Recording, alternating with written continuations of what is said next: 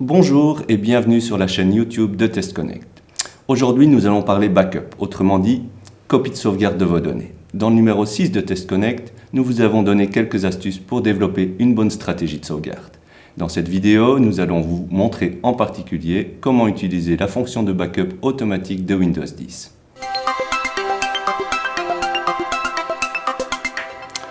Tout d'abord, vous devez connecter un disque dur à votre ordinateur. Vous pouvez aussi utiliser une clé USB, mais vous vous trouverez vite à court d'espace si vous voulez sauvegarder beaucoup de photos, de vidéos et de musique.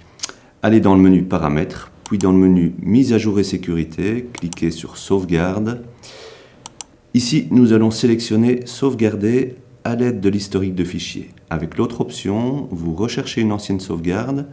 Vous pouvez éventuellement restaurer des backups que vous avez effectués avec Windows 7. Cliquez sur Ajouter un lecteur et sélectionnez le disque dur sur lequel vous voulez faire le backup. Si la liste est vide, fermez complètement le menu des paramètres et vérifiez si vous pouvez toujours ouvrir le disque à partir de l'explorateur Windows. Puis retournez dans le menu des paramètres. Quand on connecte un nouveau disque dur pour la première fois, il faut parfois un certain temps avant que Windows reconnaisse le périphérique.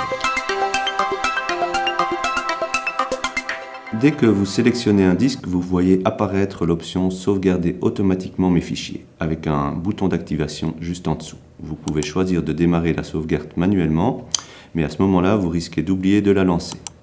Avec la sauvegarde automatique activée, Windows démarre tout seul le backup quand vous connectez le disque dur à l'ordinateur. Cliquez sur Plus d'options.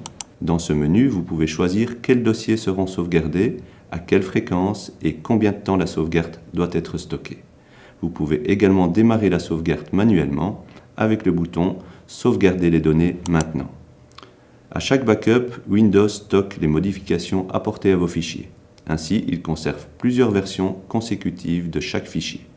Au fil du temps, ça occupe beaucoup d'espace sur votre disque dur et donc il peut être utile de demander à Windows de supprimer les versions les plus anciennes avant que le disque soit rempli.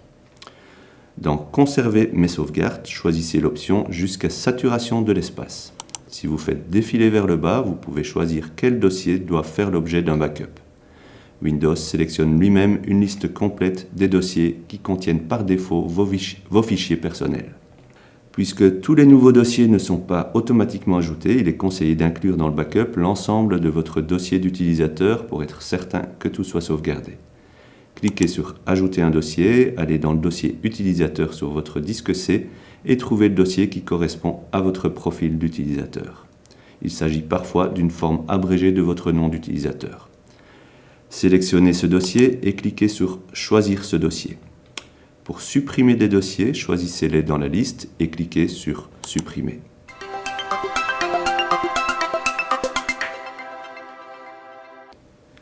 Si une catastrophe se produit, vous pouvez facilement restaurer vos fichiers grâce à Windows 10. Ouvrez le menu « Démarrer » et tapez « Restaurer vos fichiers ». Un résultat de recherche apparaît. Restaurez vos fichiers à l'aide de l'historique de fichiers.